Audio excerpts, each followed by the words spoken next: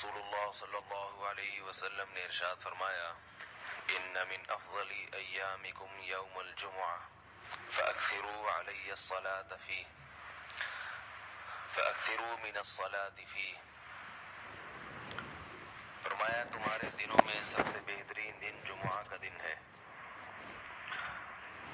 اس لیے اس دن مجھ پہ کثرت سے درود پڑھا کرو. فإن صلاتکم معروضۃ علی، اس لیے کہ تمہارا درود مجھ تک پہنچایا جاتا ہے. صحابی نے پوچھا یا رسول اللہ کیف تعرض علیک صلاتنا وقد ارمت، ہمارا درود آپ تک کیسے پہنچایا جائے گا جبکہ آپ جب دنیا سے جائیں گے قبر میں جسم آپ کا ختم ہو جائے گا تو ہمارا درود آپ تک کیسے پہنچے گا؟ تو آپ صلی اللہ علیہ وسلم نے فرمایا ان اللہ حرم علی الارض اجساد الانبیاء، اللہ تعالیٰ نے پیغمبروں کے جسموں پر زمین پر پیغمبروں کے جسموں کو حرام کر دیا. زمین کسی پیغمبر کے جسم کو کبھی ختم نہیں کرتی.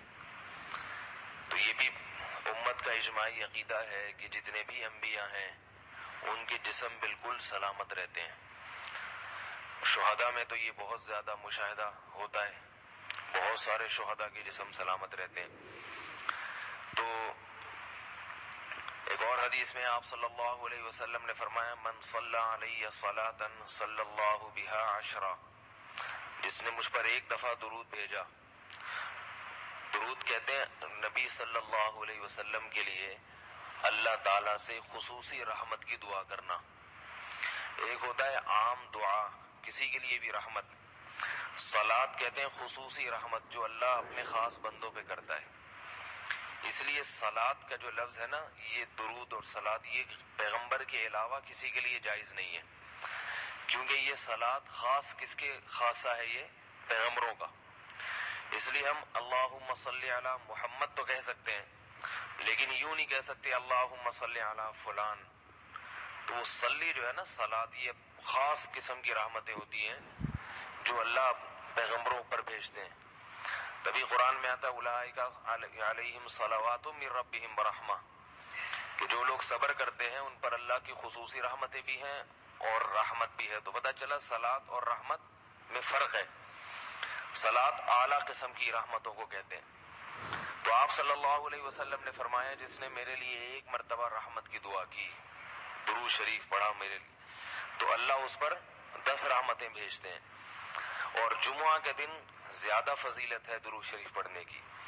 البتہ یہ جو جمعہ کے دن میں حدیث مشہور ہے کہ 80 سال کے گناہ معاف ہوتے ہیں جمعہ کے دن درود پڑھنے سے، یہ حدیث سند کے لحاظ سے کمزور ہے. لیکن یہ جو میں نے حدیث پڑھی کہ جمعے کا دن سب سے بہتر دن ہے، فَأَكْثِرُوا عَلَيَّ مِنَ الصَّلَاةِ فِيهِ، لہذا اس دن مجھ پہ کثرت سے درود پڑھا کرو. یہ بالکل صحیح حدیث ہے. تو جمعہ کے دن درود شریف کی اضافی فضیلت ہے. آج چونکہ جمعہ کا دن ہے تو اس لیے میں نے کہا کہ اس بارے میں تھوڑی سی بات کروں. ایک اور حدیث میں آتا ہے رسول اللہ صلی اللہ علیہ وسلم نے فرمایا لا تجعلوا قبری عیدا وصلوا علی فإن صلاتکم تبلغنی حیث کنتم. فرمایا میری قبر کو عیدگاہ نہ بناؤ.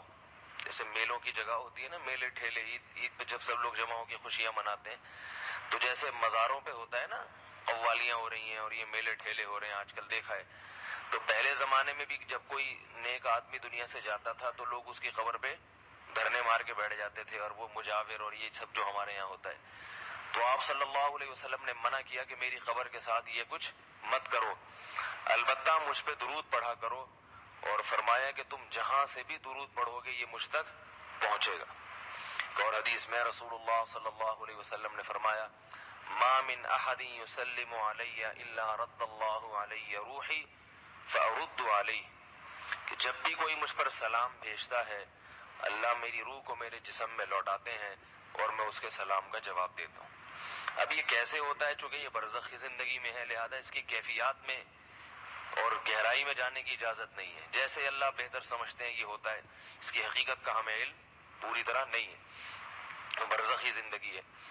اور حدیث میں آتا ہے رسول اللہ صلی اللہ علیہ وسلم نے فرمایا کہ رغب انف رجل ذکرت عنده فلم يصلی علی اس شخص کی ناک خاک آلودہ ہو جائے جس کے سامنے میرا نام لیا جائے، میرا تذکرہ ہو اور وہ مجھ پہ درود نہ پڑے۔ ایک اور حدیث میں آپ صلی اللہ علیہ وسلم نے فرمایا البخیل من ذکرت عندہ فلم یصلی علیہ، وہ شخص کنجوس ہے، بخیل ہے، جس کے سامنے میرا نام آئے اور مجھ پہ درود نہ پڑے۔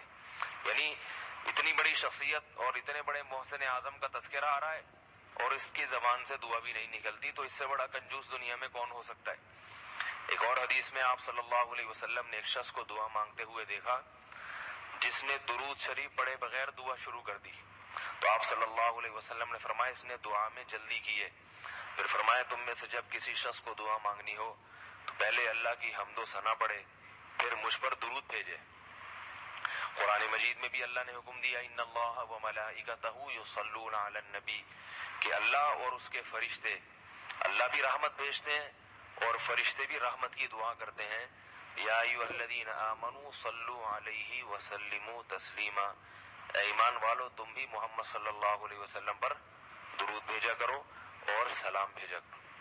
درود اور سلام میں فرق یہ ہے کہ درود اللہ کی رحمت اور سلامت کہتے ہیں کہ ہر برائی سے، ہر مشکل سے، ہر مصیبت سے بچائیں۔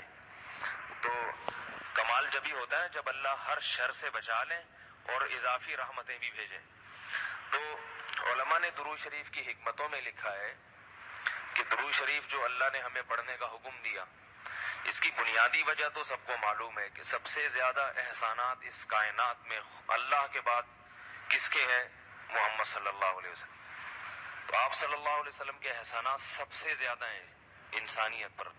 انسان کو انسان آپ صلی اللہ علیہ وسلم نے بنایا، اور اہل اسلام تو سب سے زیادہ ان احسانات کے تلے دبے ہوئے۔ تو ہم کوئی بھی عبادت اگر کر رہے ہیں، دعا بھی اگر مانگ رہے ہیں، تو یہ بھی کس کی وجہ سے توفیق مل رہی ہے؟ نبی صلی اللہ علیہ وسلم کی، کیونکہ آپ صلی اللہ علیہ وسلم نے ہی یہ ساری چیزیں سکھائی ہیں۔ تو ہر کام میں حکم یہ ہے کہ بھائی جس کا احسان ہے، جس کی وجہ سے تمہیں یہ رہنمائی ملی، پہلے اس کا بھی تو کچھ خیال کرو، اس کا بھی جو ہے نا اللہ سے اس کے لیے دعا مانگو تاکہ تمہاری طرف سے بھی کچھ شکر ہو۔ دوسری بات علماء نے لکھی ہے کہ اس میں حکمت یہ ہے کہ درود شریف پڑھنے سے توحید کا عقیدہ مضبوط ہوتا ہے۔ وہ توحید، درود شریف نبی سے دعا نہیں ہے بلکہ اللہ سے دعا ہے، کس کے لیے؟ نبی کے لیے۔ تو پتہ یہ چلا کہ نبی پر بھی اللہ کی رحمتیں ہوں گی، اور دعا کون مانگ رہا ہے؟ ہم مانگ رہے ہیں۔ تو اس میں نبی سے مانگنے کا دروازہ بند کر دیا کہ نبی سے مانگنے کا اسلام میں کوئی تصور نہیں ہے، بلکہ نبی کے لیے بھی اللہ سے مانگا جائے گا۔ تو جب نبی کے لیے بھی اللہ سے مانگنے کا حکم ہے تو اپنے لیے نبی سے کیسے مانگنے کا حکم ہو گیا؟ سمجھ میں آ رہی ہے بات کہ نہیں آ رہی؟ یعنی نبی کے لیے بھی کس سے مانگنے کا حکم ہے؟ اللہ سے۔ تو اپنے لیے کس سے مانگیں گے؟ بطریق اولا اللہ، بطریق اولا ہم پھر اللہ سے مانگیں گے۔ تو اس سے عقیدہ توحید مضبوط ہوتا ہے۔ اور تیسری بات یہ کہ علماء نے لکھا ہے کہ جب درود شریف پڑھیں تو اس نظریے سے نہ پڑھیں کہ نبی ہماری دعا کے محتاج ہیں، نبی اللہ کی رحمت کے تو محتاج ہیں، یہ تو درود شریف سے پتہ چلتا ہے، لیکن اللہ کی وہ رحمت اس وقت بھی ہوتی اگر ہم یہ دعا نہ مانگتے۔ تو ہمیں اس لیے ہے کہ ہم بھی انگلی کٹا کے شہیدوں میں نام لکھوا لیں۔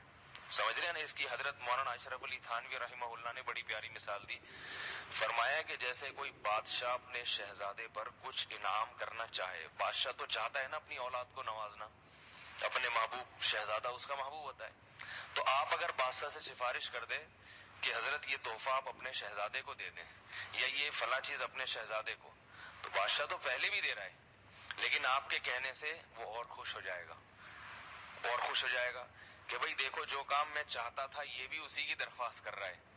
تو نتیجہ کیا نکلے گا؟ تھوڑا سا آپ کو بھی دے دے گا وہ، ٹھیک ہے نا، کہ چلو یہ گڑ تم بھی منہ میٹھا کر لو اپنا، تم نے اتنا اچھا کام کیا۔ اور اگر آپ کسی کو حکم دیں اس کے دشمن پہ خرچ کرنے کا، آپ جا کے کہیں بھائی وہ تمہارا دشمن ہے، تمہارا دل چاہتا ہے اس کا گلا دبا دو، تو ایسا کرو اس کو ہدیے ودیے دیا کرو، تو کہے گا میں اس کو گلا دبانا چاہتا ہوں اور تو ہدیے کی ترغیب دے رہا ہے تو میں تیرا بھی گلا دباؤں گا۔ تو دشمن پہ خرچ کرنے کا جب حکم دیا جاتا ہے تو اس سے سامنے والا غصے میں آتا ہے۔ دوست پہ خرچ کرنے کا، احسان کرنے کا جب آپ کسی کو کہیں گے تو وہ خوش ہوتا ہے۔ باپ کو اگر کہا جائے نا اپنے بچوں پہ اور کھلائے دعائیں کریں بڑی خوشی ہوتی ہے تو باپ کا دل اور سینہ اور چوڑا ہو جائے گا. تو ایسا ہی اللہ تعالیٰ کو اپنے رسول صلی اللہ علیہ وسلم سے محبت ہے. اللہ تو خصوصی رحمتیں بھیجیں گے ہی, لیکن ہم اگر اللہ سے درخواست کر دیں گے کہ اللہ تو خصوصی رحمتیں بھیج, تو اس میں تھوڑی سی ہماری بھی کیا ہو جائے گی, دخل اندازی ہو جائے گی. اللہ تو ویسے ہی کر رہا ہے, تو اللہ کہے گا چلو تو نے بھی سفارش کر دی تو ان پہ تو کر ہی نہ ہوں, یہ 10 رحمتیں تجھ پر بھی ہو جائیں گی. اور چوتھا فائدہ کیا ہے درود شریف پڑھنے کا, کہ انسان کے دل میں محمد صلی اللہ علیہ وسلم کی محبت بڑھتی ہے. انسان جس کے لیے دعا مانگتا ہے لاشعوری طور پہ, تو نبی صلی اللہ علیہ وسلم کی جتنی زیادہ محبت ہوگی اللہ کی خود بخود اتنی ہی زیادہ ہوگی, کیونکہ نبی سے محبت اللہ ہی کی وجہ سے ہوتی ہے, یہ الگ الگ چیز نہیں ہے. اللہ کے رسول ہے نا, اسی وجہ سے تو ہے.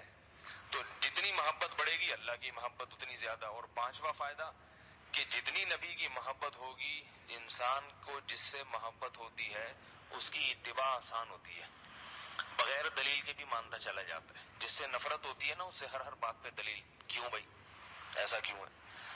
اور اگر محبت ہو تو وہ کوئی کام کا کہے تو سمجھ میں آئے نہ آئے, انسان کہتا ہے بس کر لو.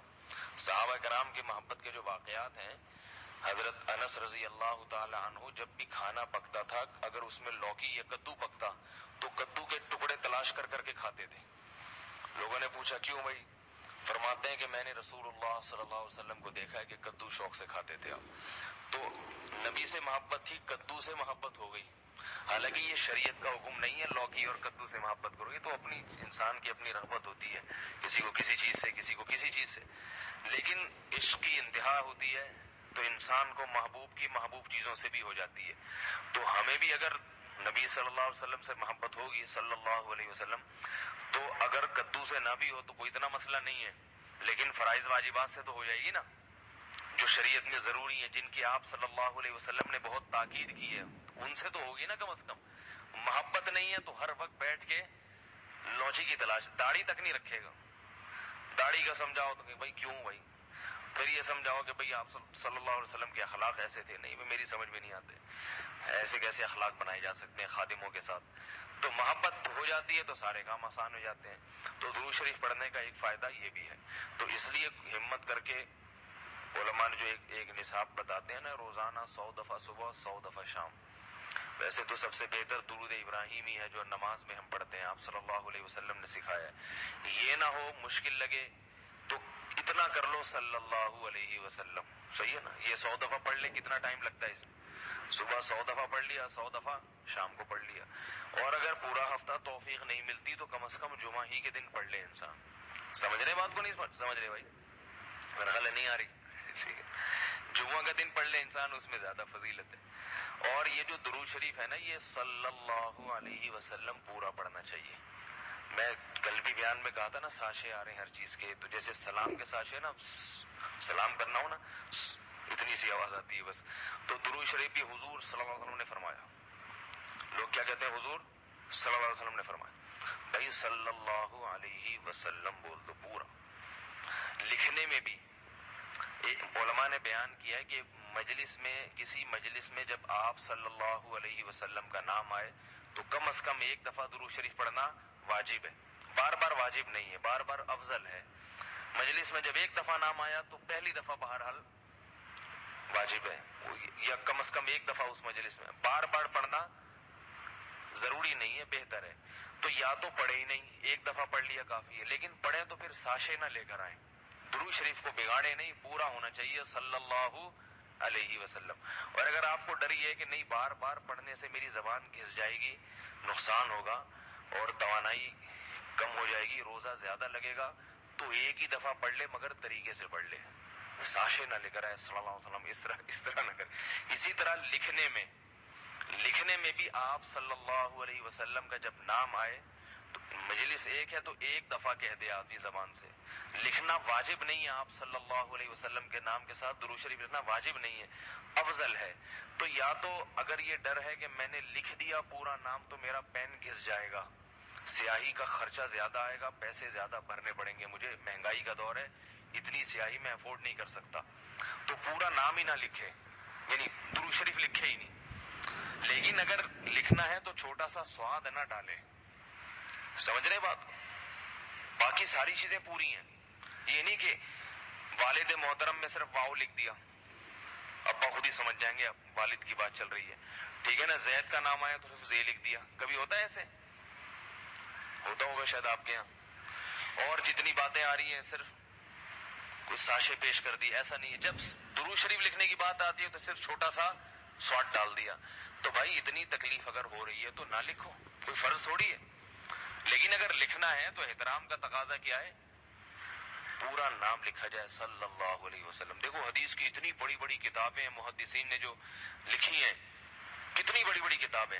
جب بھی آپ صلی اللہ علیہ وسلم کا نام آئے گا تو محدثین پورا درود شریف لکھتے ہیں صلی اللہ علیہ وسلم. کسی حدیث کی کتاب میں امام بخاری کی ہو, امام مسلم کی ہو, یا ابن ماجہ ہو, یا صحیح ستہ کی جتنی کتابیں اس کے علاوہ بھی ہیں, جب درود ہوگا تو پورا صلی اللہ علیہ وسلم ہوتا ہے. تو لکھنے میں بھی اس کا اہتمام کرنا چاہیے, پورا نام لکھ دیا جائے. یہ جو میں کہہ رہا ہوں نا قلم گھس جائے گا اور یہ ہو جائے گا, یہ تو بخیل آدمی کے لیے, ورنہ کس قلم تھوڑی گھستا ہے. لکھنے پورا تحریر لکھ رہے ہوں, جب بھی نام آئے صلی اللہ علیہ وسلم پورا لکھنا چاہیے. اللہ تعالیٰ عمل کی توفیق عطا فرمائے. ایک چھوٹی سی آخر میں بات سن لیں کہ آپ صلی اللہ علیہ وسلم کا جو لقب ہے نا, لوگ مختلف ناموں سے پکارتے ہیں. کوئی کہتا ہے حضور اکرم صلی اللہ علیہ وسلم نے فرمایا, یہ بھی ٹھیک ہے, آپ سب سے اکرم ہیں. کوئی کہتا ہے سرور دو عالم صلی اللہ علیہ وسلم نے فرمایا. کوئی کہتا ہے حضور صلی اللہ علیہ وسلم نے فرمایا. یہ سب ٹھیک ہے نام, لیکن سب سے بہترین جو نام آپ کے لیے ہے رسول اللہ صلی اللہ علیہ وسلم.